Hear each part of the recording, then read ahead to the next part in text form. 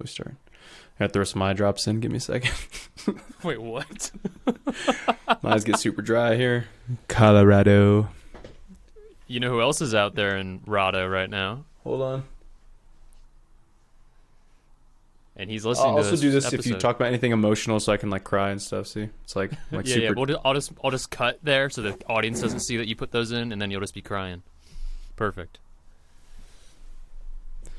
Dang, that's crazy. Dude, it's gonna be okay. Yeah, sorry. I dude. told you. Yeah.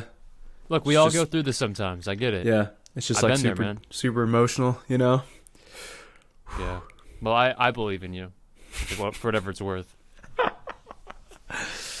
Yeah. All right. Who else in Colorado? J.M. Francis. That's our right. freaking, our boy. I told him it's Rado, not Colorado. So Yeah, he wouldn't know. He's not from here. yeah, he's never been. Well, actually, no, he's been to Colorado, but yeah, he didn't know better. I had to correct him on that. Yeah, Rado. So when you're Hold on. like Go ahead. when you're so like for like mixed people, like half white, half black.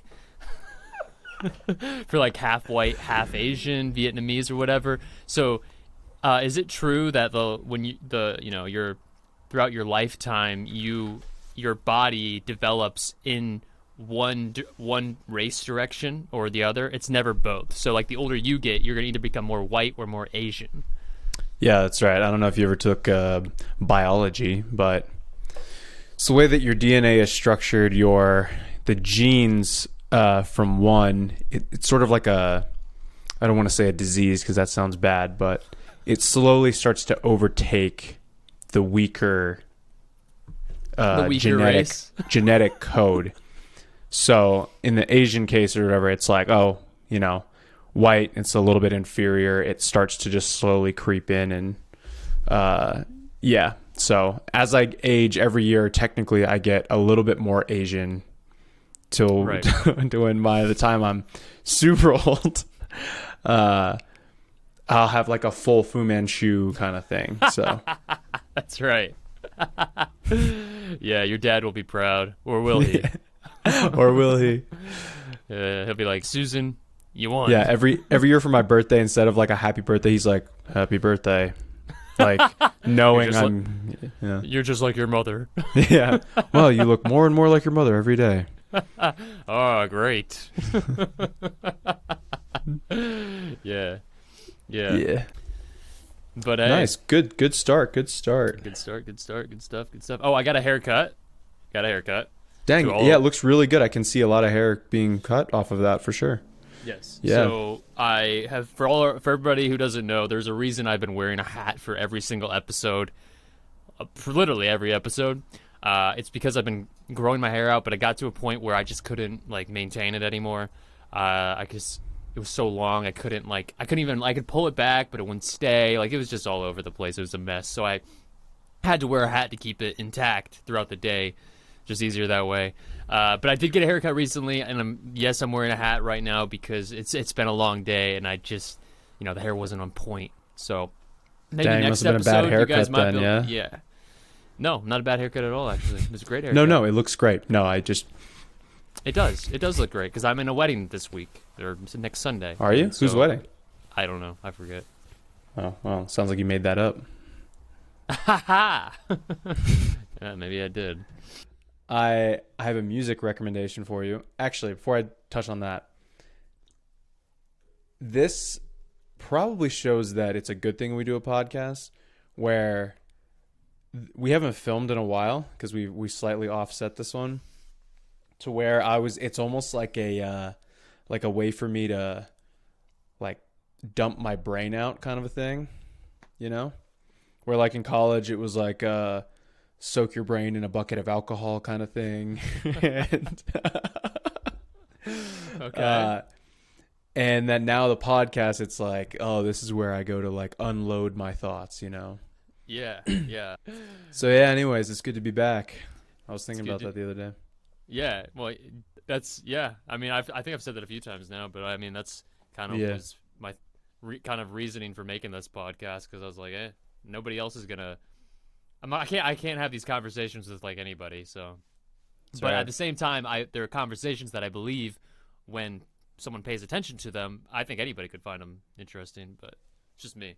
Yeah, people who have like good culture and are super attractive and like all that kind of thing, great personalities, like they would maybe find this entertaining. And other than that, then I don't know. People with like 6-7 figures of income, probably like a 9 or a 10 for a wife, kind of. Yeah, it's the podcast 9 or people like 9 that. or a 10 as a wife. That's what I was saying.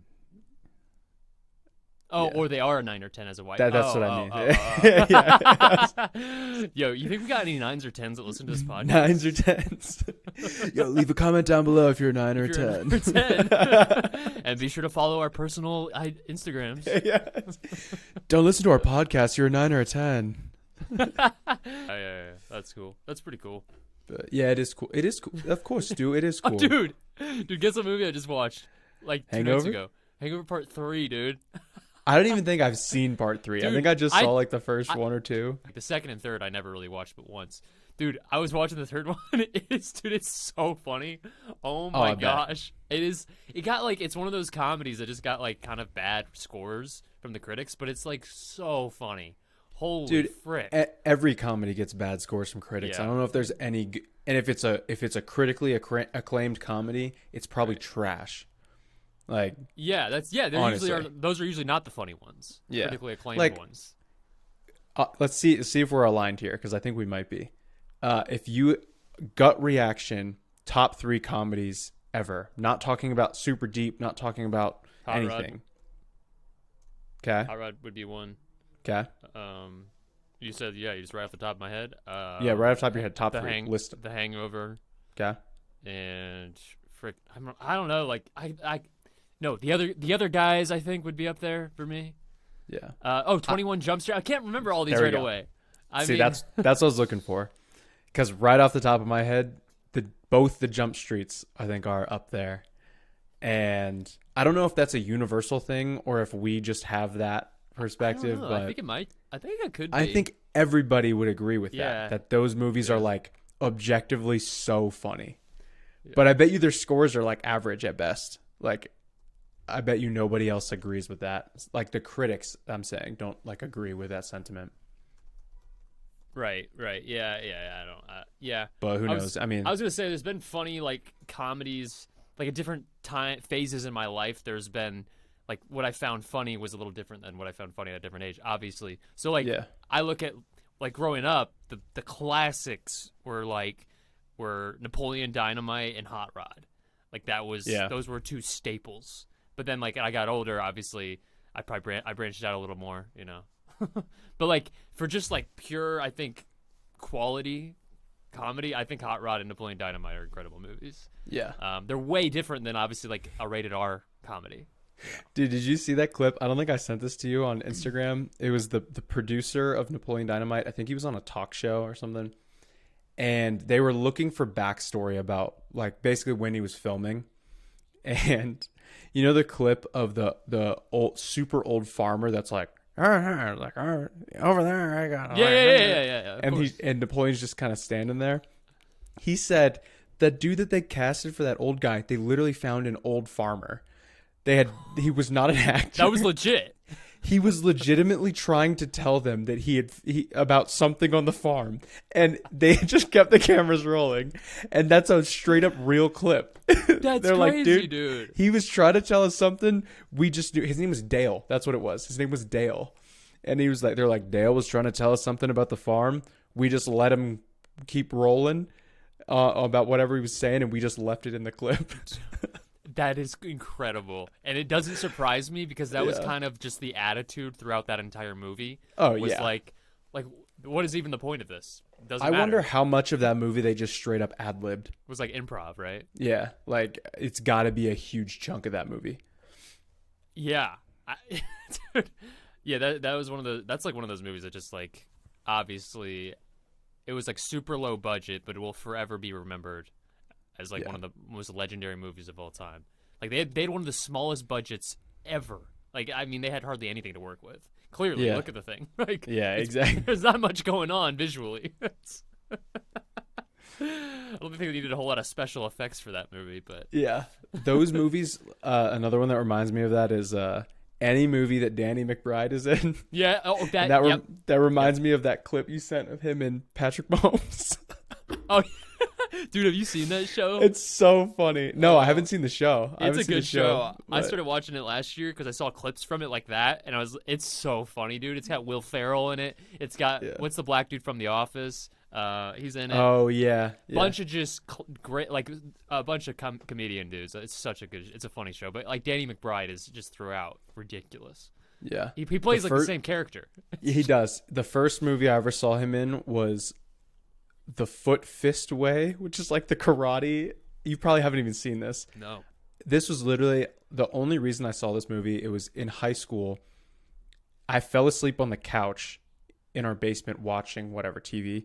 I woke up at 3 a.m. They were playing this movie, and it is exactly as you'd expect a movie to be playing at that time. It's Danny McBride and a bunch of random people, and it's a movie about him becoming a karate instructor. And it's like the weirdest movie ever. No, and that's how I knew who that guy is. Dude, that's sounds like Danny McBride. I want to see like a genuine interview with Danny McBride. I've never seen like just him being like, who is Danny McBride? Who's the real Danny McBride?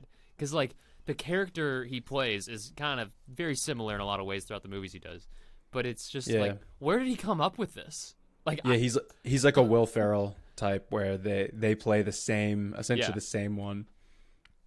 And they created, I don't know where he came up with it. Like, what part of his life led him to wanting to be this kind of persona? Yeah. I would be curious. I don't know. He should go on like one bar stools. What's it called?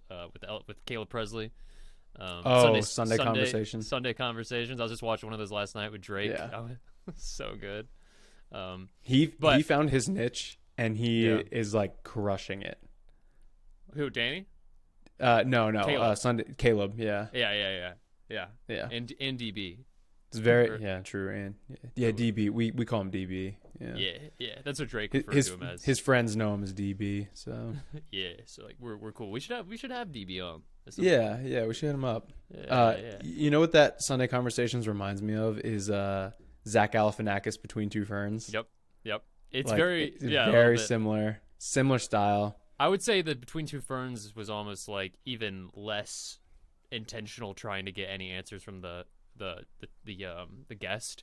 Like I don't know, Caleb Presley's like it's at least a little more. There's a little more intention there. I don't know, maybe not. Some of them they're just super random. There's no. It seems like there's no format. There's obviously a format. I don't know. That genre it's a similar thing where they're not really there to interview you. They're there kind of to do a bit, you know?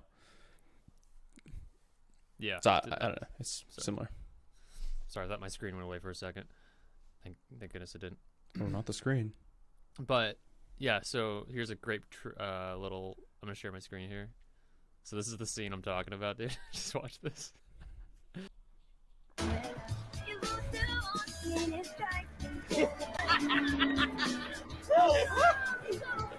We're almost home, buddy!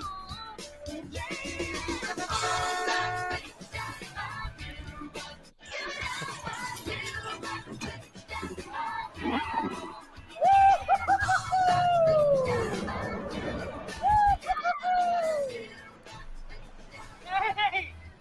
My name's Alan and I bought a giraffe! He's all mine! He's super friendly!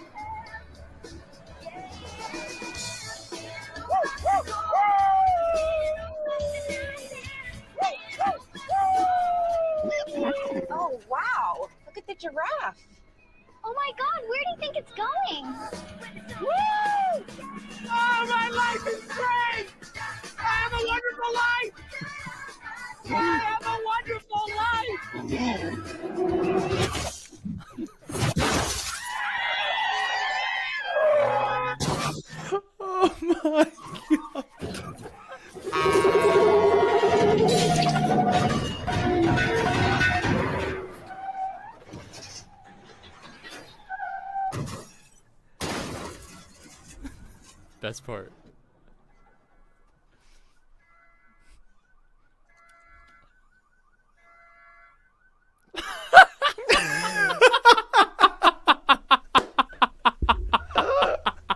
Yep. When I saw the face, when he made the face, I was like, "Oh wait, I forgot this movie's freaking funny." Dude, that is just classic Zach Galifianakis. Oh my right gosh. there. Dude, that face is perfect. Yeah. Yeah. Little smirk. Oh my gosh. Yeah, my life is great. I bought a giraffe. My name's Alan, and I bought a giraffe. Oh my gosh. I just Yeah. want to know. I want to know who had the idea for that movie, and if they envisioned the cast being what it was, or if they just got unbelievably lucky with that cast that they ended up with. So, yeah, I kind of wonder because Ed Helms was just coming from The Office. He wasn't that big at that Yep. point. Yep. I mean, Zach Bradley Galifianakis, Cooper. Bradley Cooper was coming off of nothing really. What would he have don't- done at that point? Limitless? I mean, No, this that was was- before Limitless. 08. Yeah, because this was Hangover came in 2000. Yeah, that sounds right. So I mean, I don't know what he was in prior to that. We could find it obviously, but I think he was coming off of Star is Born, yeah. according 2008. to Brad Prentice. So Brad said, "Oh, yeah, Yeah, Brad giving a 6-year-old ideas. yeah." We don't trust Brad for No. any movie references. Mm-mm. Let's see. What do we got? Bradley Cooper. Let me look at his page. Dooba, doop, doop, Yeah. dooba, doop. My life is great. You would think IMDb would make this incredibly easy to find what he's in. It gives me 4 movies, and then that's it. Am I missing something here? Yeah, you are, because that doesn't sound right at all. Do you have the app? I'm on it every day. No, I'm just like on my. I have the website pulled up for Bradley Cooper, and it's not obvious. This UI is trash. Whoever built this site. Yeah, you should tell them that. Yeah, I should. Am I going crazy here? Can you pull this up and see? What am I missing? Yeah, I can pull it up. Let me see. Go to IMDb Bradley Cooper. Am I dumb here? Probably. Ah, he's 6'1". That's really good to know. No, that sounds about right. Let me see if this is the same. All right. There's Limitless. Yeah. That was 20. See, no, yeah, that's I insane. am dumb. I don't know how I just completely scrolled over that section multiple times. Oh, okay. Yeah, so The Hangover Cool. was 08, so let's see where that is. The Hangover right there. 2009, okay. Before that, though, Yes Man? That was Jim Carrey. Oh, yeah. But he was... I didn't realize was he was just- in that. He was just a supporting role, probably. Wedding Crashers? That's He right. was in Wedding Crashers? He had like because he plays the role of the boyfriend of Rachel McAdams. Remember? Oh. That's right. Oh, wow. That was a good role. Yeah. Yeah, that's a great movie. But that seems like his only big decent. That wasn't even a huge role then. But like, Yeah. I mean, the And Hangover then- wasn't even supposed to be a big movie though. They had like a Yeah, super that's- limited yeah. budget. Low budget. Yeah. Oh, yes. I remember him in The Midnight Meat Train. Wait, what? we gotta check this out. I was going to say, what is this shiz? A photographer's obsessive pursuit of dark subject matter leads him into a path of a serial killer who stalks late night commuters, ultimately butchering them in the most gruesome ways. Yo. He's in this? He's probably a supporting it. Oh wait, he's the main guy? He's one of the top He's guys. Oh yeah, I guess so. Dang. Holy frick. You know what we should start doing is we should start watching movies with Yeah, on the famous podcast? actors way old movies that they were in. That would be interesting. Yeah, and seeing like we could get some good clips out of that. That's Of like nice. really weird specific movies that nobody knows. But Yeah, that's true. Yeah. So dang, yeah. so anyway, I forgot. I got plenty of stuff we can go through Well, today, but Dude, speaking of movies, yeah. should we address the elephant in the room? Yeah, sure, why not? And Yeah. so yeah, who saw Mario? Yeah, raise your hand if you saw Mario. Not us, because we didn't. That's and right, we didn't contribute, both of us didn't contribute our $15 to the $1 billion that they got at the box office. That's so right. maybe it would have been $1 billion and $25-$30 if we had seen it. So, Yeah, they wish we had gone and seen it. Yeah, we showed them. Yeah, that's right. We showed them. This is one of the most effective boycotts known to the U.S. Yeah, that's right. So Yeah, that's all we'll say about Mario. Apparently, we just took a big L. So, if anyone saw it, let us know. If you saw it and you hated it, let us know. If you saw it and you liked it, keep that shiz to yourself. All right, we don't want to hear. We don't want to hear that. Yeah, no, we don't need to hear that. You can only comment if you agree with us. All right. Yeah, exactly. So, I don't know. Apparently, it was sick. I will go see it at some point. I will too. I've said that before. I said that a few weeks ago. I'd see it. Yeah. So, but apparently, it's crushing it. I mean, that has set, I don't know how many records now for an animated film, but it set the box office record, I think, for an animated film, I think, for the opening weekend. And there's probably an elite list of animated films that have hit 1 billion at the box office. It's probably not that big. And guess where they're coming from? Probably, I bet you multiple of them are Illuminate Studios. Oh yeah, 100%. Despicable Me, Minions. 100%. This one, I mean, it's I would have, a few years back, maybe 5-6 years ago, if you would have told me that an animated studio is going to start like kicking Pixar's butt, I would have said you're crazy. Yeah, which is crazy. I bet you we could list that on one hand. Despicable Me, Minions, that whole series. I bet you Finding Nemo's up there. I bet Pixar. you, well, irrespective of studio, I bet you, let's see how many we can get off this list. I'm Googling it. I bet you Cars, Finding Nemo, I would say Toy Story. maybe some, I was going to say like some of the older Pixar ones. Into the Spider-Verse. Oh, interesting. That's one of the top animated movies of all time. Yeah. That might be number one. Nah, maybe not. But it's a good What one. else is on that list? Hold on. I got it. I gotta find a good trustable. Oh, here we go. IMDb top 50 animated movies. Number 1, Super Mario Brothers. Dang. No way. This can't. What is this based off of? This is just the most recent. Well, this is going to be probably user score. No, wait, it's No, I don't know how they do it because this is 7.3, but I think it's an average of the user sort by U.S. box office. See that on the right? Yeah. Can you sort by that? Okay, this is way different. This might I don't be know trash. what this is. What the heck is this trash? stuff? This is. I've never heard of any of these. Did it sort it the wrong way? Click it again. Oh, okay. Yeah, there we go. Oh, The Incredible. Yeah, that's not surprising. Incredibles 2? Why? I don't remember them being that good. But you there? Yeah, somebody's stupid car alarm went off. Yeah, I heard that. Incredibles 2, Lion King, Finding makes sense. Dory is surprising to me. Oh wait, no way! The Lion King. This is the live action one. There's no way. I remember that was trash. Everybody. Hated that movie. Flopped. That's 2019. Yeah. Oh, it's going off of gross. Oh well, it's going off of grossing. So this is just box office. You're saying the live action Lion King grossed $543 million? Apparently. What? I mean, it doesn't surprise me people went and saw it. I just know that people were disappointed with it. I mean, so I don't think we should kind sort by that. No. I'm curious. Scroll down. We can go to rating next. I'm curious how much. No. Go back to box office. I want to see like. Okay, is this still U.S. box office? Yes. Okay, so this makes sense. Finding Dory, I'm surprised. I've Frozen, never seen Finding Dory. Frozen makes sense. Shrek would make sense. Toy Story.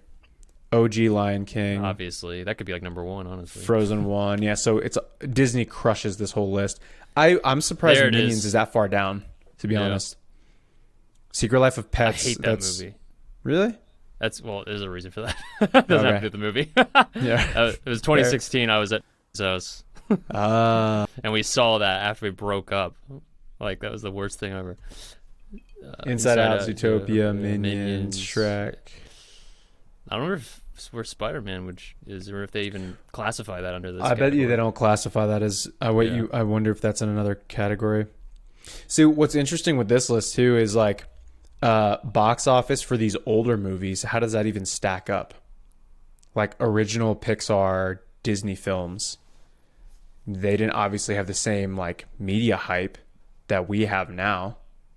So is their box office, is that like re-released in theaters where they are like calculating that stuff? Because I don't know. Yeah, I have no idea. Now do it by user. I'm curious how this plays out.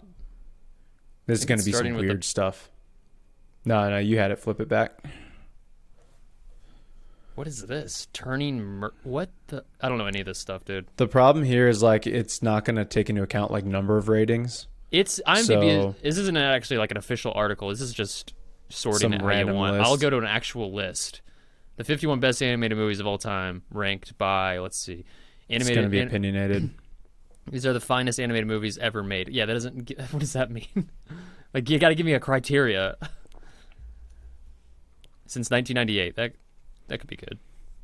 That makes sense. That's kind of when it all started. Bugs Life, yeah. See, Bugs Life. Oh wow, I have not thought about that in a long time. Okay, these are this is going to look south. Chicken like Run, frick. Dude, yeah, Chicken Run. Yeah. Spirited Away, I've never seen, but I've heard that's a classic. Same. Lilo and Stitch, I've actually never seen.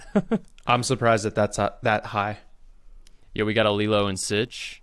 You ever heard that? No. It's during Xander's wedding. Bryce comes up to him and goes, "Yo, dude, we got a Lilo and Stitch." Like we got a situation. Anyway. Yeah. Incredibles, the OG Incredibles, dude. I've probably seen that movie like 30 times. Yeah, same. Like, I've seen it many times. Up, totally get that. Wall-E, dude. Wall-E was ahead of its time too. Yeah, no, I never saw it actually. Really? Yeah, I wasn't allowed to. Dang, you should watch it now. It'll freaking blow your brains apart. I know. Yeah. Spider-Man, there it is. Yep. Yeah, this one has it. Yeah, anyway. But, Mario's not even on this one at all. But this was also in April 5th. This is recent. I don't know. Anyway, that's enough of that. But yeah. So anyways, if you saw Mario, leave us a comment. Give us some hate mail down below. Yeah, that's right. Yeah. Solid. You know, I also have a clip we could react to. I saw this recently on a podcast. All right. Hang on, let me see if I can find it. It's not as as good as I remember it. Not as funny as I remember it being.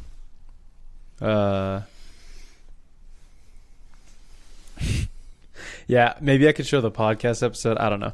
So did we start recording this? Oh yeah, we are. Yeah. Sick. It was. Have you seen all the Harry Potters? Yeah, of course. Okay, just making sure. Because some people haven't. Some people are like, no, I don't watch it. But in the Goblet of Fire, where he and Cedric go and see Voldemort, and spoiler alert from like 20 years ago, but Cedric dies. They go back to That's my boy. Yeah, he is. I have his wand.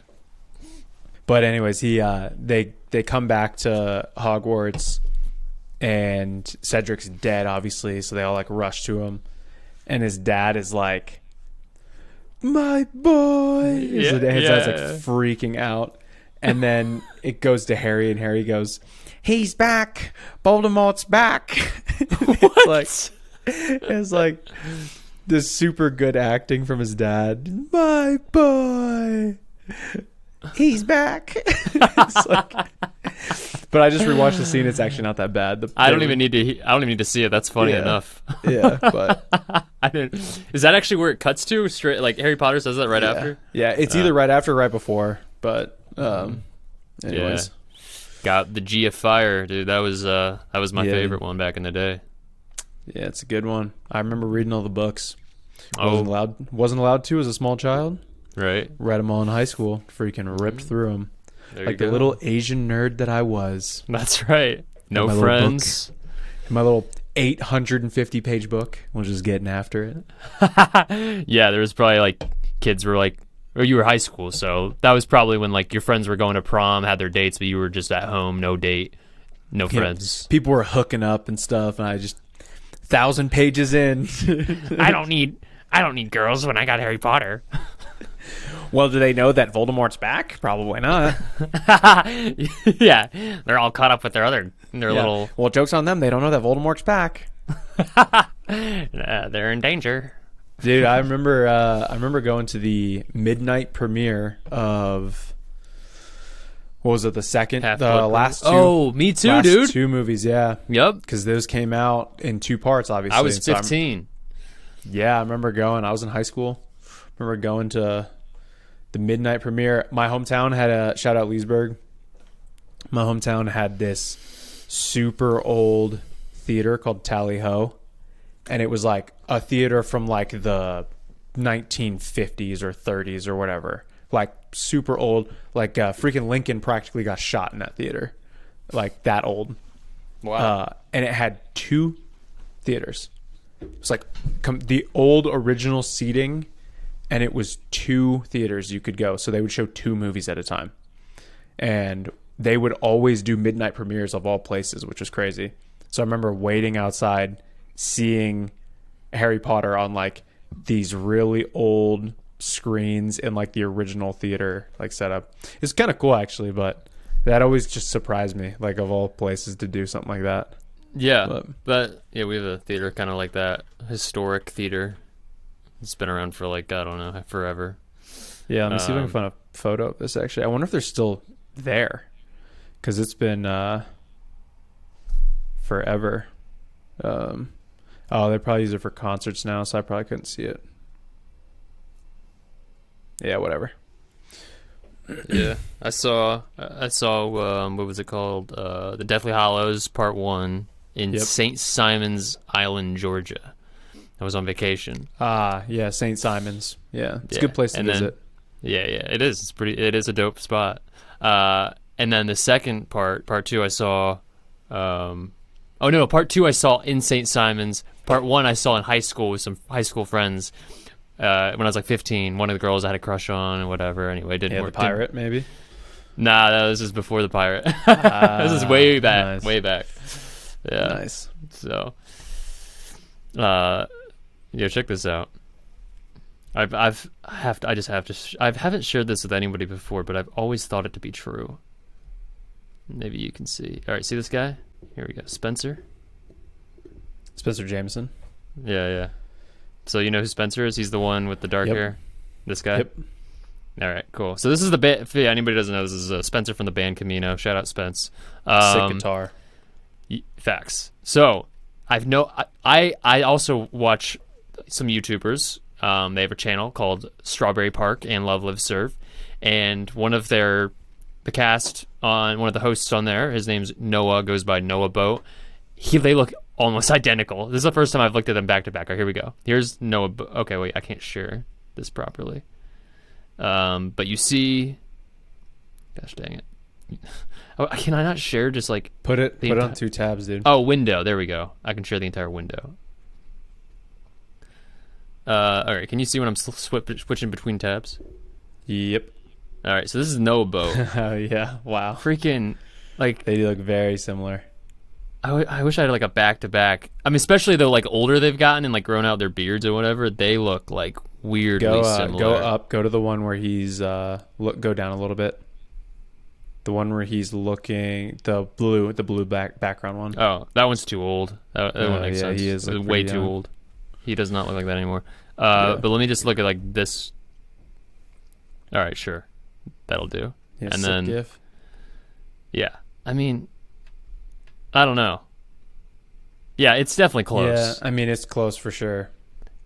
And their personality though too, that's part of it, because they're both a little more like on the quieter side of the of the group that they're in. So like in the band Camino, Spencer, I would say, what's his name? Other guy does more of the talking. If you've seen their shows, right? Yeah. Anyway, same thing with Love Live Serve. I don't know. Noah Boat does a little less than Rhino, so I don't know. Rhino. This is just like a like nobody else's. This is something that no one's going to be interested in, and like this is like a random connection I just had to share. Anyway, it's close enough. I also don't subscribe to Love Live Serve, so I couldn't even really give you any I know. information there for one. I mean, they mainly just do Strawberry Park now. That stuff is definitely entertaining. Yeah, they're up there with Cody Ko and everybody. So, in my opinion, Cody, I truly wonder how far he can do the button episodes. I think he can forever. Yeah, like straight up, he could review like people walking in the park, and I would find it entertaining. Like, well, he also has like a unique kind of relationship there with the cut. Where they know he's reviewing their videos and reacting, so they kind of curate it in a way. Like it's so for as long as that's going on, and people like the audience when they go to watch a cut video, you'll see in the comment section, I can't wait for Cody to react. Like everybody, it's just like this universal understanding. One of their episodes too, they literally said, "Can't wait for Cody to see this one." Like in the description of their own video. Did the cut actually said that? The cut did, yeah. Yeah. So I don't know. He also found like a very interesting connection with I don't know if his editor, he's always had that same editor for Cody and Co, because he has different editors for his different channels, and whoever Zane is his editor for at least Cody and Co, and he now like has this interaction with Cody during the video where Cody will be like, oh yeah, I'm sure Zane will edit it like this. And Zane will just edit stuff in without Cody's like explicitly prompting it. Like there was one where he mid-episode, it cut to Zane leaving his house, driving to McDonald's, getting a soda, coming back to his house, resuming the video, and at one point Cody went haha, like laughing, and he went down below his camera, and he put like the sound effects of him with his soda. Like, and so he's just been that's been going on a lot more. So I don't know if he's a new editor or if he just started doing this stuff and that like interaction has gone really well. So I don't know, but it's super entertaining stuff. Oh yeah. I'm trying to pull this up.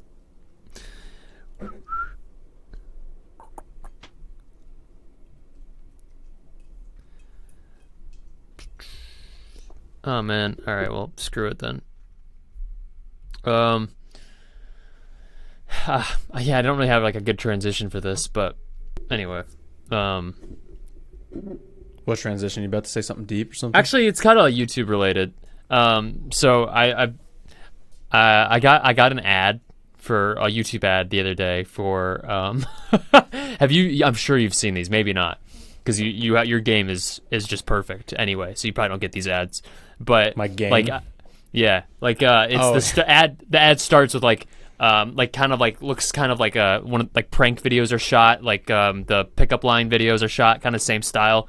Guy walks up to a girl, and just like is like, hey, like, and like I guess he's connecting with her well and gets her number successfully, but it's just so obviously staged. Then the guy comes out and starts talking to the camera and saying, hey, like, I mean, in a different scene, and he's just in his office saying, hey, like, I wrote this book about dating, and like, you know, my methods, well, you can get any girl with my methods. Like, some big claims are being made here. But this specific ad I got was for older men specifically. Oh no, dude, it's bad. It's bad. We've gotten into that bracket. That's not good.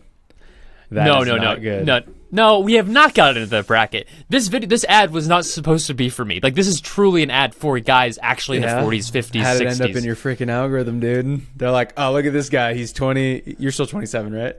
Yes. Yeah, this guy's in his latter half. Your birthday's in September. I know that. So, yeah, this guy's in his latter 20s. Let's show him a freaking. Let's put a sense of urgency into him. I mean, show him an ad for freaking 40-year-olds or whatever. Maybe it's effective, honestly. Maybe it's working on me. All right, let's watch this. So here we go. 3 steps that transform a cold girl into your loving, loyal girlfriend. And this whole thing is just made completely boomer-esque. Wait, what's the bottom warning? Warning. It is only for men who want to make a woman obsess over them. All right. So this will be fun. I don't know if I'll play the whole thing. I don't know how long it is because there's probably not going to be on a time bar at the bottom. We'll see. Yeah, the longer we watch this. Warning. The following presentation does not apply to women and is only for men who want to make a woman obsess over them. This presentation shares breakthrough psychological techniques which work fast and give men complete control of dating and relationships. You're about to hear from an award-winning expert in the science of dating, psychology, and human behavior, who is taught to sold-out audiences around the world and dedicated his entire life to the study of attraction, influence, what did he win? and personal A development. Grammy? And by Did he win a tapping into the Grammy secret for top Riz or something? Yeah, exactly. Yeah, like this guy's studied this his entire life. Yeah. Why? What? Where's he? I don't know. Do people study relate? Yeah. Is he a psychologist? How Maybe. long is this video? Like that's what I'm saying. It doesn't show you. Okay. All right. Let me just see if we can. We'll roll with this. See if we can get something from it. Secret knowledge, you will have what it takes to make any woman obsess over you. In fact, I'm going to give you one of my very best tips in just a moment. You'll use it to know if a girl wants to hook up with you the next time that you see Every her. time. It works every time. You see, some girls, they need to hook up early, and if you don't make your move, then they'll get bored and they'll leave you for a more exciting guy. But others need a little more romancing. do you hear his and if you audio? move too soon, Yeah, it's like he filmed it on his laptop microphone, and it keeps cutting as if he's on a worse mic. It's like, Dude, what? he what? Pause it they'll again. get scared off. And leave you for He more watched it respect. back, and he's like, "Nah, I gotta add something better to this." Whips his phone out and is like, "And she'll hook up with you the next time you see her." All right, let's put that one in. Like, Yeah. clips Exactly. it together. It's like not cohesive at all. It's like, all right. Yeah, he definitely used two different recording methods for this. So. Yeah. Respectful, guys. Trust me, you need to stick around for this tip. Before we get to that, I need to tell you a story, because if you're a single This should guy be who's good. frustrated with girls the exact same way that I was for years, then I don't want you making the same embarrassing and expensive mistakes that I did. See, like most guys, I used to think that money, looks, and a nice car were the way to a girl's heart and her pants, but they're not. What? And I learned this in the most humiliating way possible. In my mid-20s, I was the sort of guy you'd look at and think, wow, that he gets laid a lot. I was making pretty good money. I drove a cool sports car. That's actually me racing my car at the track. What? Dressed in Hugo Boss suits. Hold on, what? Despite all of this, I That's rarely- what? So that was just obviously a very not a very a very subtle image, kind of not clear what it was going on. It's just a car. And what did he say? That's me racing it. It's actually me racing that car at the track. So It's not though. It's not. Like, you imagine he takes like a rental Audi to the track, and he's like going in circles, and he just gets out afterwards and is like looking around. It's like, yeah, like expecting like women to be like fondling after him. don't they just like line up here? Because he goes and withdraws like 10 grand from the bank in cash, has it on the passenger seat. Money and cars, and where are they at? Where's the line? I just drove my car super fast. Like, do they wait like outside of the arena? Is there like a line outside before they can get in, or? Yep. All right, Blake. rarely got numbers, and I almost never got past first dates. I really had no idea how to talk to girls, and I was just painfully insecure. So when this one waitress named Christine gave me her number, I was really nervous. 'Cause deep down, I thought she was better than me. I just thought she was so pretty. And man, I would have killed to sleep with What, this girl. dude? The more that I thought about her, the more the that I mic wanted her. change. It's like Yeah. he's like talking from this far out. He's like, and I met this girl named Christine, and then she gave me her number for the first time, and it was great. And then I saw her for the first time, and I thought I would love to sleep with her. It's like, dude, the mic quality is killing me here. She was so nice. I would kill to sleep with her. All right. Yeah, keep it going. This is some good stuff. I wanted her to be my girlfriend. In my mind, and I can't really explain this, but she's just so perfect for me. So when I finally convinced her to go out with me, I went all out, man. I spent over $600 on 3 dates with her, and except for one lousy kiss on the cheek, got absolutely no signals from her the entire time about how she felt for me. $600 freaking dollars. The worst part was that she seemed to like me less and less after every date. After the third date, I didn't hear from her for the entire week. I was just so nervous and beside myself. And just anxious and confused. I sent her 6 texts. I left her 3 voicemails. I was really hoping to turn Nice. things around. And, it's ironic. If I'd only used the hookup test, What? I'm going to teach you in just a minute. None of this would have happened. Dude, this is so good. He's gonna show us the hookup test. And I went out with so many dates with her. If only I used the hookup test. It's like, Also, dude, you were flexing about how you have all this money and like nice cars, yet you are complaining about $600 from 3 dates. he's also this is classic. This also reminds me of, dude, I spent freaking $80 on freaking dinner. Dude, if I have to keep spending freaking $80, it's like, That's facts. I forgot about that. dude. It's $80. That's not that much. Yeah. Yeah, this could Dude, be one I of don't your know, dreams. man. If it's freaking $80 every time, like, I don't know. I don't know if this is gonna work. My goodness, dude.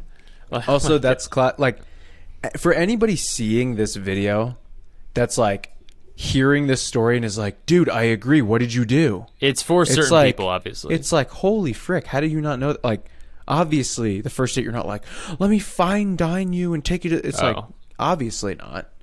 right. I don't know. Keep going. Yeah. First dates are never really like the best time. They can be. It's rare, but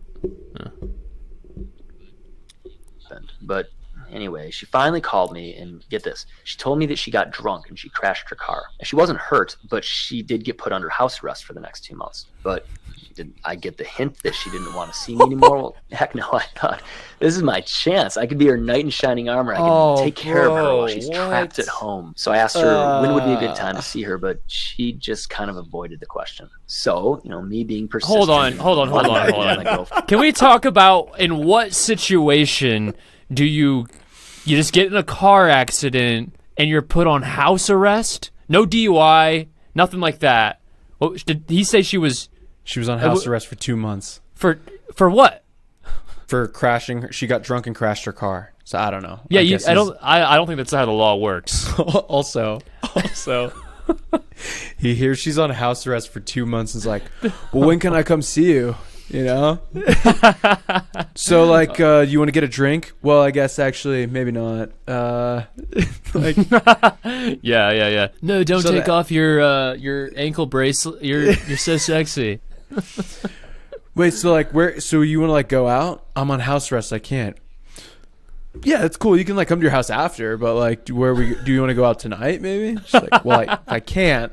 I'm on house arrest. The bottom line is, I get it, but bottom line is this girl was she was lying to him. anyways, keep going. Girlfriend more than ever. I hatched a plan to Plan surprise A, her 2 plan days later. B. I ordered a $50 trip, sushi, Wait, what? Oh, plan B? $80 It plan A, plan B. Yeah. So no to drinks from the DUI. Got it. Plan B.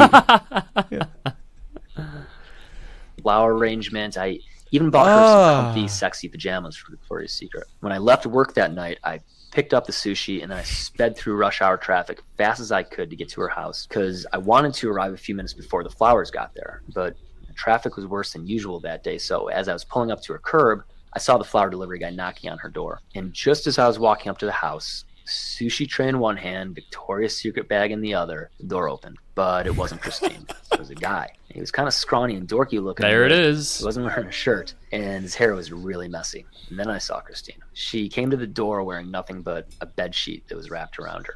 I could see her saying, "Yeah, that's me," to the flower delivery guy. She looked kind of confused. And then her eyes landed on me. Her face, it turned to shock and horror, as if I'd done something wrong. And she started yelling at me, asking why I showed up without calling her first and telling me I had no right to do any of this. She rejected all of my gifts. She told me never call her again, and she slammed the door right in my face. I felt like I wanted to throw up. Flower delivery guy asked me if I wanted to get a drink, but all I wanted was to be a guy. What? The flower delivery guy, he's coming in clutch there. Hey, bro, saw you got rejected pretty hard there. Major L, but hey, you want to get drinks? I'm also single and I have no chance with any ladies, so Or it's me the and you. opposite. The flower guy's gay. Yeah, he's like, actually. do you want to go get a drink? He tries to capitalize. It's like, This the end of this story is this guy actually going full on gay Yeah. because he couldn't find any success with women.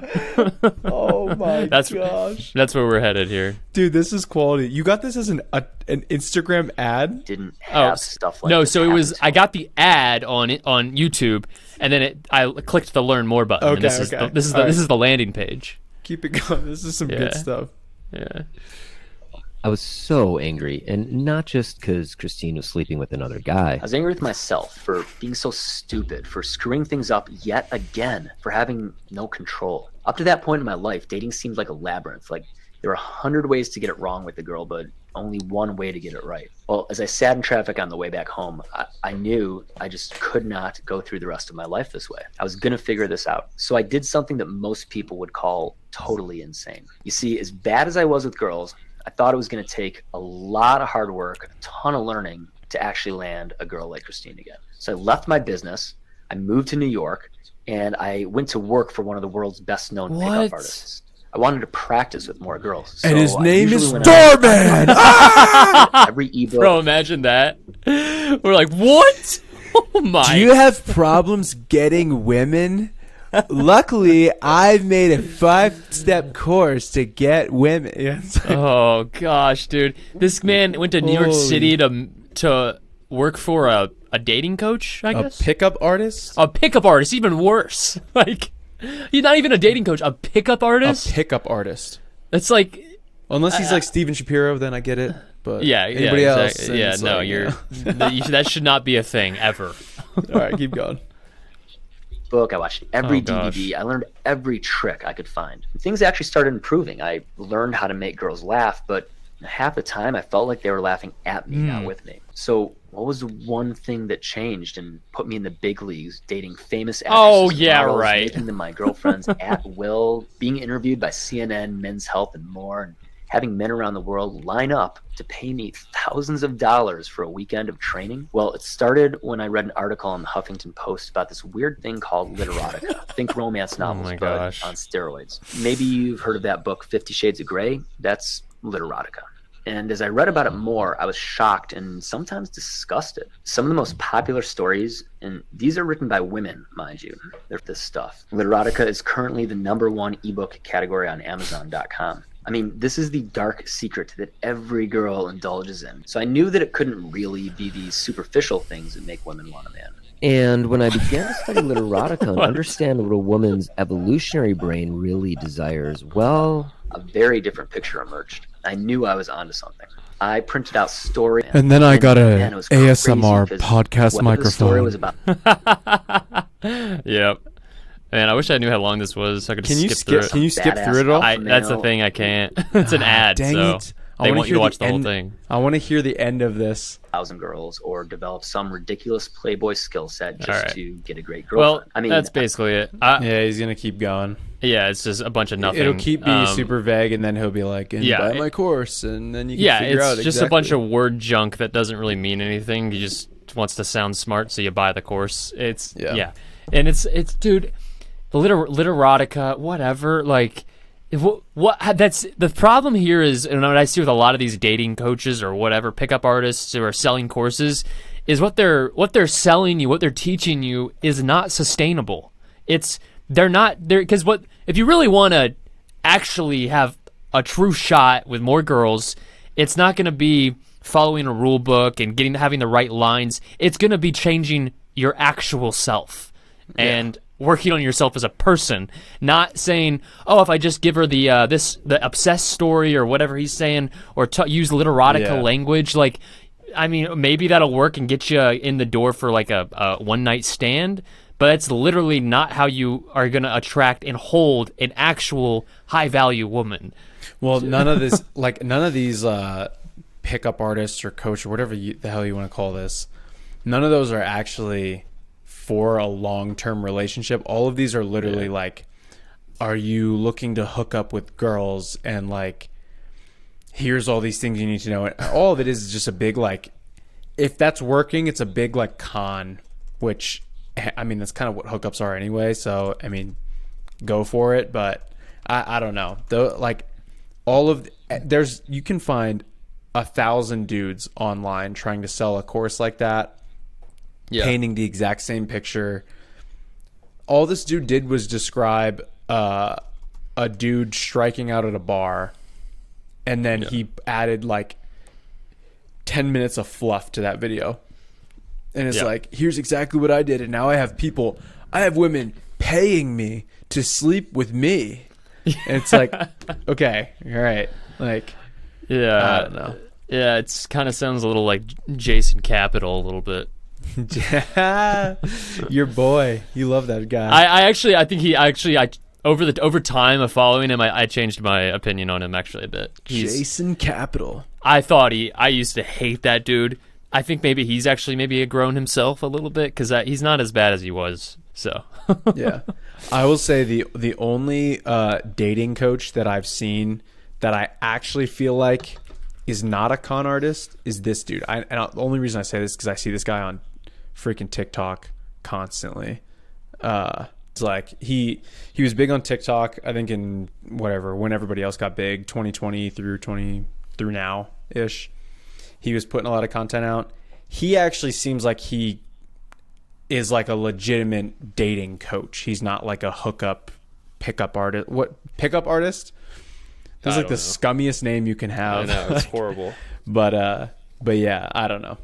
There's some people that are actually legitimate that are trying to like do good for the world, and there's other that are just trying to prey on like really weak dudes and make a bunch of money from it. That's the majority of them. It is what it is, I guess. I would definitely say it's the majority though, because like how, I don't know. I just don't think that can be. I mean, I guess there are people doing legitimately good work for others, but like I think they're more so going on the route of probably like long-term relationships, and probably I dude, honestly, if you need a dating coach, I feel like they're like a legitimate dating coach today would probably just be more of a life coach. Yeah, that's what that would be. Because honestly, why would you waste your time with a dating coach? You should just go to a life coach. That makes way more sense. Unless you're and Cameron and I know we're both single in our late 20s, so we would know for sure. But know about what? Oh, yeah.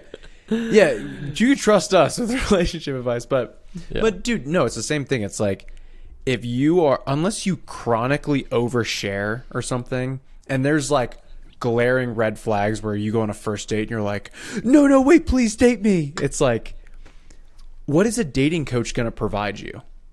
That like a life, like legitimately, where it's not like they're hearing you talk and they're like, oh, by the way, you got to fix X, Y, and Z. That's glaringly obvious as what's causing you like problems here. And that's most likely life coach level stuff where it's exactly.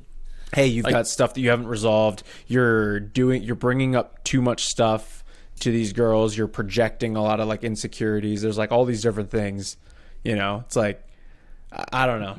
You're right. So yeah. Anyways, like, and girls can see that, and like if you're gonna go the route of if I just know the right lines and know the rule book for dating or whatever, like they're gonna like that'll work for who knows how long, but eventually like you're gonna have to get to know them on a deeper level, right. And once you get there, then what do you have to play with? You're done. Yeah, you already threw out all your cards. Or that's what you gotta. It's about changing if yourself. If it is working, you are getting the wrong girl likely.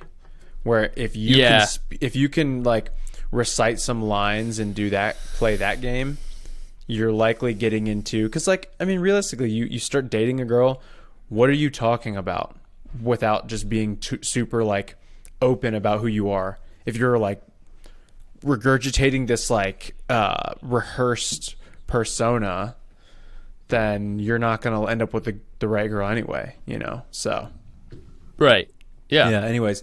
So unrelated, we have a dating course on our Patreon. If you want to jump over and subscribe, we talk through dating tips, and so if you feel like you struggle in the dating scene, go check that out. But if not, and if you're looking to date anybody and you're single and you're a girl who is attractive, also hit us up on the Patreon. We got 2 guys who are single, smoking hot, killing it in business and life and entertainment and everything that you'd ever want.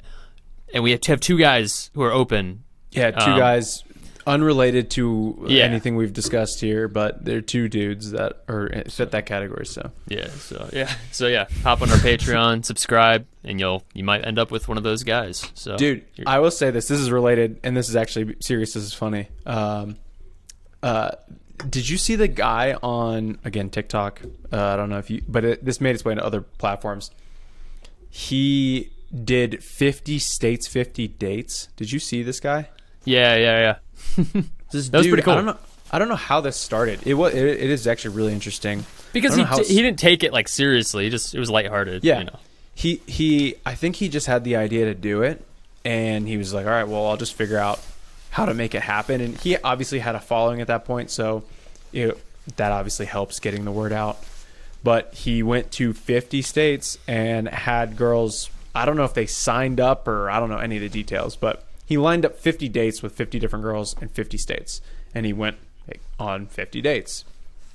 And he I don't know if he vlogged the things or if he just advertised about it. I don't know what he did, but super entertaining. And then from that, he bachelor style narrowed them down, and I think he's dating one of them now. I don't know. I mean, a lot of it seems like a big publicity thing, but that was actually pretty entertaining. I'm like, that's a good concept. Everybody, we talked about this last episode, dating relationships, people just eat that stuff up on reality TV and social media and stuff. So he obviously had a following for this. Right.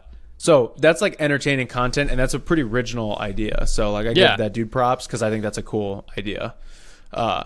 Is he gonna find like his wife out of that? Who knows? Or like a legit, like a long-term relationship out of that, and like no one really knows. But you know, it made for entertaining content at least. Yeah, it's like it reminds me of the other guy who's just done the dating app hacks kind of, where he like programs Tinder or like whatever, hacks it basically, I guess, that to dude, where. Oh, dude. Yes. So that guy, you sent me that Instagram reel, I think. A while ago. So yeah. I've seen that guy a bunch of times. Like he's dead. He does all kinds of stuff like that. He does all kinds of stuff. His biggest thing, and actually what he's the most famous for, besides the Tinder stuff, is he created an app that mimics like Instagram Live or Periscope or like Twitch. Oh, no way. It mimics like comments coming in, basically like a Twitch stream, and you can set like the follower count. And so he was like in Cabo or something, and he programmed himself, he had it up, and he would go up to girls and he'd be like, yo, and he'd have his phone and he'd be like, there's 45,000 people live right now. And they look at his phone and they see like 45K, they see all these comments going in, and he was like legitimately picking up girls from a fake live stream. So he built the app, and you can literally go download the app. It's crazy. I'm like, dude, that's wild. So he was making all these videos about that, and he was like, yeah, like literally as soon as you're like famous or appear to be famous, people like are all about it. It's called hang on. Freaking thing it's called Ethan Kaiser is this guy's name. Ethan Kaiser. And his app is called we can just pull up one of his videos because this is Yeah. Because you think I'm a celebrity with 20,000 people online. That's me, Ethan, and I programmed a duplicate of Instagram Live that makes you look like you're famous. Give me a follow to see how the world treats you differently when you're famous. So he has like a bunch of videos where he uses that and records everything, but Yeah, we should try it. yeah, we should. If only we had a video that had a lot of views and likes that we could flex. Yeah. I don't know what that would be, but No idea. That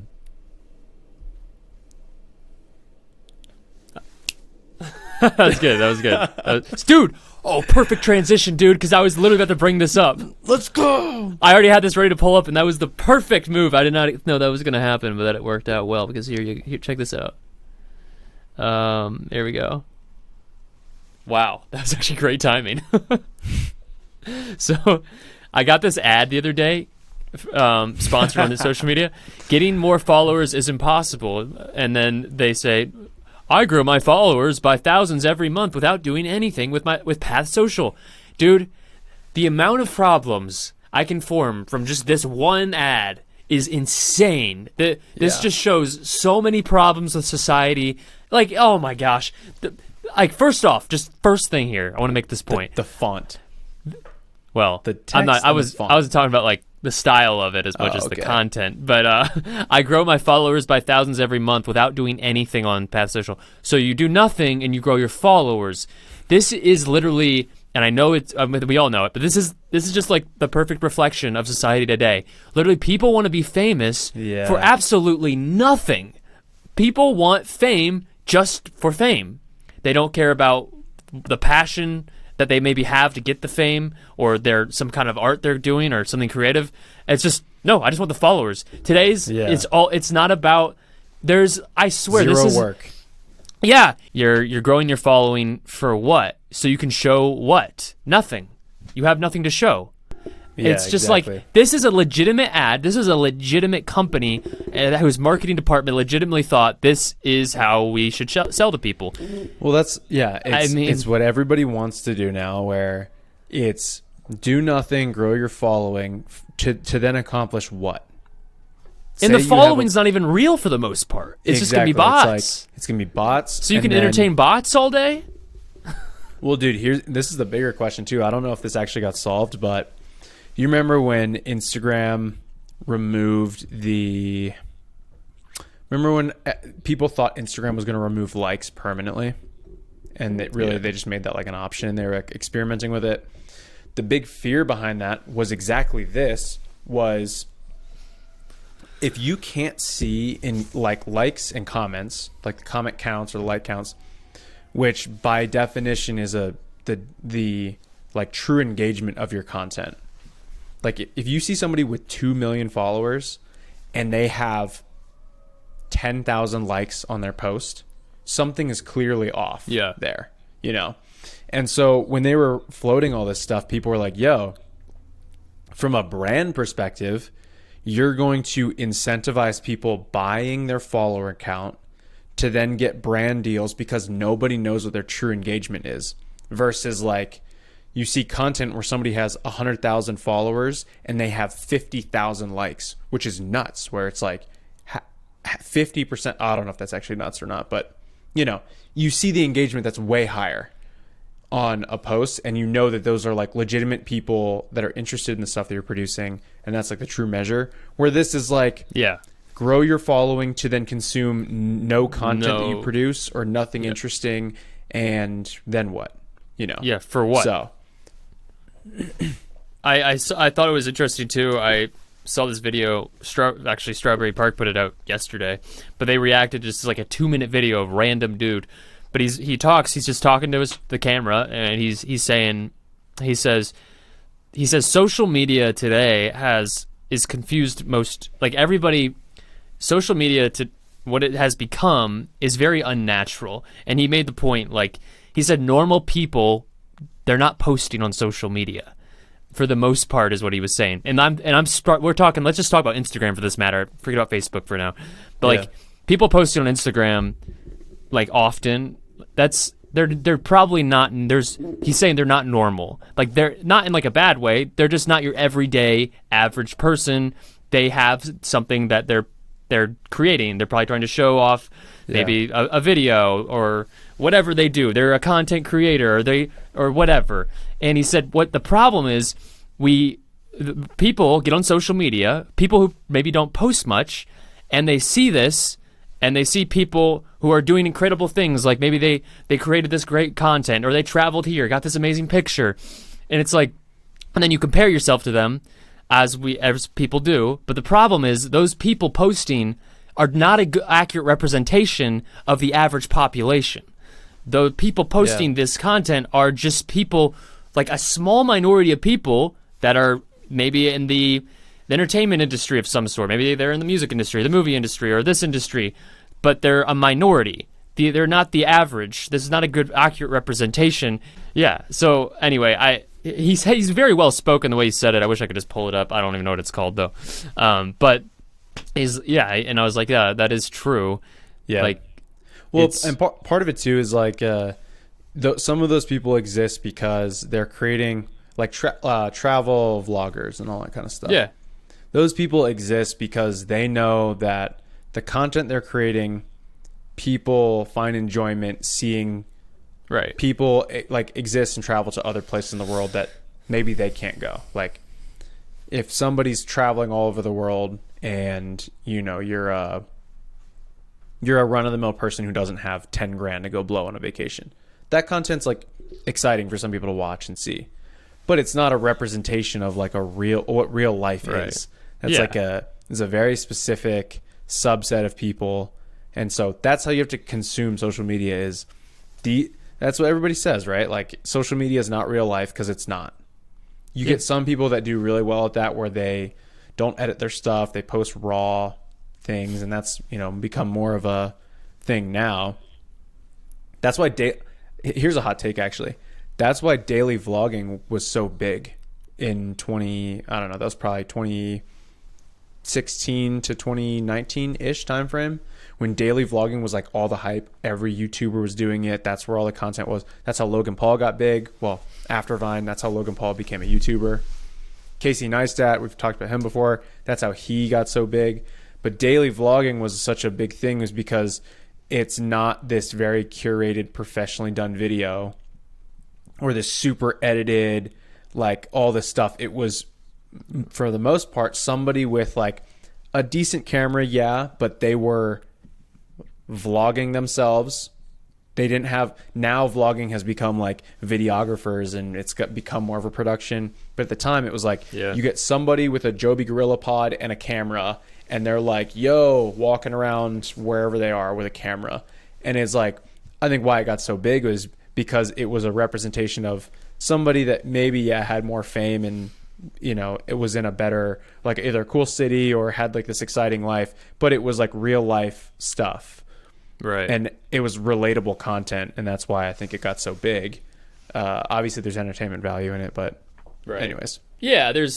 Yeah, I mean, also the other people making the vlog, like Logan Paul, he's an entertaining person, so it works. A vlog isn't going to work for everybody. Not everyone's cut out for that. Well, it's obviously personality first, and somebody that you're worth following. There's a guy I follow. His name is Abdi Abdal, and he's like a productivity, more business centered kind of guy, but he makes a video on like how he made his following, like how he got famous on YouTube. And he's like, all you have to do is post consistent content 3 times a week, every week for 3 straight years. And that's like his whole point. He keeps repeating that. He's like, all you got to do is post consistent content every week for 3 straight years. You grow an audience because people will trust you because you've posted 3 times a week, every week for 3 straight years. And that's like his whole thing. When it's like, you're not going to want to watch somebody or follow somebody until you like know who they are.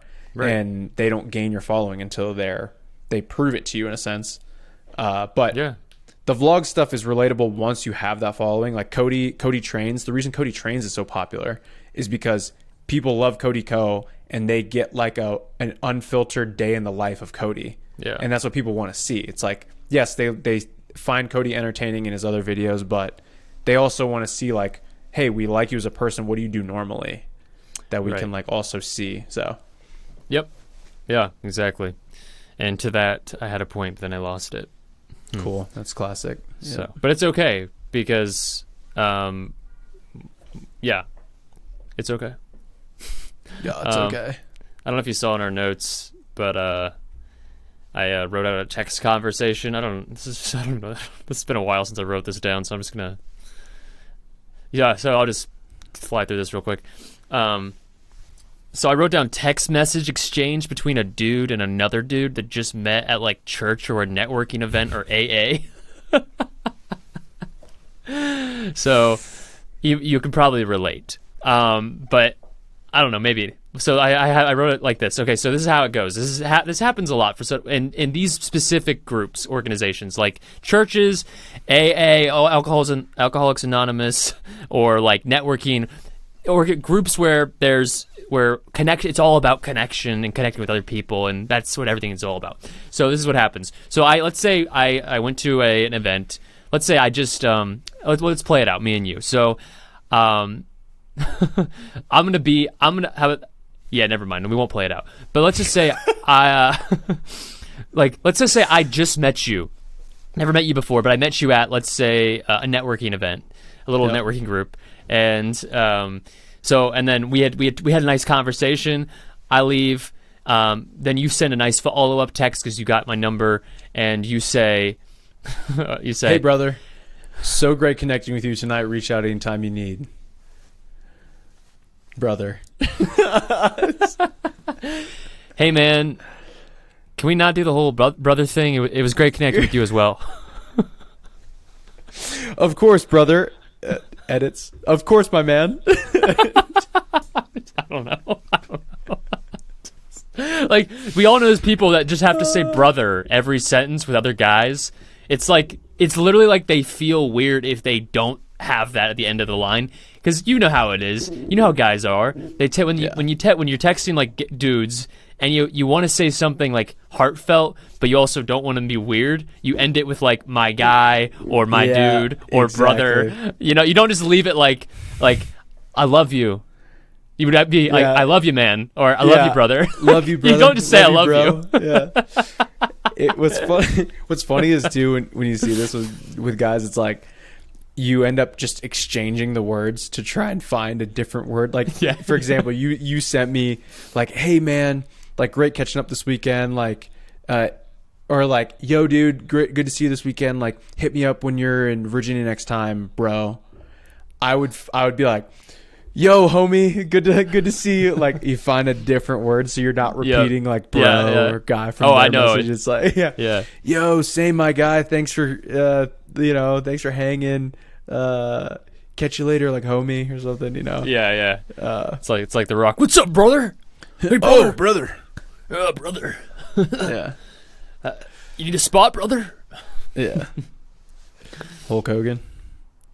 Sure. Hell yeah, brother. Yeah. So that's just me. That's basically the situations I've had in my life where someone's texted me something and used words like brother, and I never said it to them, but I've wanted to say like, can we not do that, please? Yeah. You know? Cameron doesn't want to be brothers with anybody. Yeah, that's And right. not like a brother, but like a Dude, you know what I rewatched again today? I'm freaking dying. Is that frick, what's the Asian comedian guy's name? I sent you a clip of this. Yeah, I know who you're talking about. Frick, Yeah. Bobby Lee. Lee. Dude, I'll get way more black people at my show than you. No, he won't. Yeah, maybe in Atlanta. No, dude. Next time I'm in Spokane, Washington, I'll get way more black people. Yeah, and I'll get the good ones. And he goes, Yeah. What do you mean by the good ones? "Oh my gosh, I was freaking dying at that." Yeah. I don't think Andrew Santana or Santanio, whatever his name is. I don't think he's funny, but I think he fares better on podcasts. I think he's funny on podcasts. His stand-up, I tried watching it. It was trash. Yeah. Some people fare way better podcasts. Some people are way better stand-up. Some people can do both.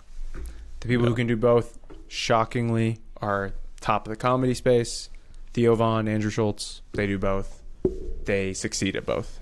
So, That's right. yeah. Dude, I have a music reference for you. I meant to mention this initially. Have you listened to Chase Rice's new album from like 2 or 3 months ago? So now that you're big into country music again, as a true country music fan. What? Whatever. Dude, I've always been a country music I'm not guy. I'm not just now into country, dude. Relax. Now that you're more exposed into deeper country music, I have a song rec for you. All right. You could just admit it, dude. You could just admit it. We don't have to. No, there's no shame. There's no shame. Yeah. All right. If you want to refer the song to me now, then do it. Dude, just send me the freaking song. I don't care. Right? Come on, man. Like, dude, it's a crazy thing, man. Like, this is like, I didn't expect to say this, but it's just like so crazy when you like when you're doing something creative and you realize like, wow, you can do anything you want. Like when you get into like that creative space and you're working on a project and like it occurs to you like you can literally do whatever you want. It's like you're creating your own world where like you're the king of your own world. and like you can do anything you want. I can say anything I want on this song, like literally anything, and I can put it out, and no one can stop me. Like I can do anything I want. That's just the feeling of knowing the sky is the limit is a great feeling, you know. Well, I'd say this has been a pretty good episode. We can close out. Yeah, let's shut it down. Well, thank you guys for Shut it tuning in to down. our late night episode. Yeah, Josh and I will be at a wedding later this week, so From one we'll of our see. loyal fans. That's Yeah. right. Not He listener, paid. He actually fan. was a he. Yeah, well, what he did was he subscribed to the Patreon to like the top sub, basically. So what he got is we're actually going to do a cameo at his wedding. So we're showing That's up to his right. wedding because he paid extra for the subscription. That's right. Yeah. So if you pay It's a big extra, you honor. can actually have us come to your wedding and potentially be in your wedding too. Yeah, because we will be doing both. So That's right. So nothing Well, money anyways. can't buy, you know. that's right. Anyway, right. hope They it's say a good money can't wedding. buy- But Say money can't buy happiness, but they can buy our presents at the wedding. So facts. All right, guys. Well, we appreciate it, and we hope to see you next week as more drama ensues. that's right. Keep an eye on the Instagram for more subtweets from us and Cameron, and reposts from either. Yep, that's right. And we'll catch you next week on episode. What even are we on now? Freaking 14, 15. And I didn't 15. put a 14 yet. I don't know if I will though. Whatever. So this might be 14. But yeah. And by the way, guys, we really appreciate when you share any of our content. You know, we'll keep posting reels, so you know, repost those to your stories if you'd like. If you hate the content, still do that. Share it anyway. That's right. And we really appreciate that. Just get the word out about the TCP. I feel like every week we got new followers. I know we got new followers this week. So shout out to our new followers. Welcome to the TCP. We're happy to have you. And we're excited to make some more content and new directions and whatever, and explore this world of podcasting. And anyway. Yeah. And if you hate the content, maybe drop some hateful comments below, and maybe we'll subtweet Also. you in a song. That's true. Yeah. Yeah, let's get the comment section just going off, you know. Yeah. Mm-hmm. Well, we Spreading appreciate it, guys. positivity. Thanks for tuning in. We will catch you next week. On the Town Crier podcast for episode number who knows? All right. Peace. Peace. Peace. Peace. Peace. Peace. Peace. Peace. Peace. All right, bye.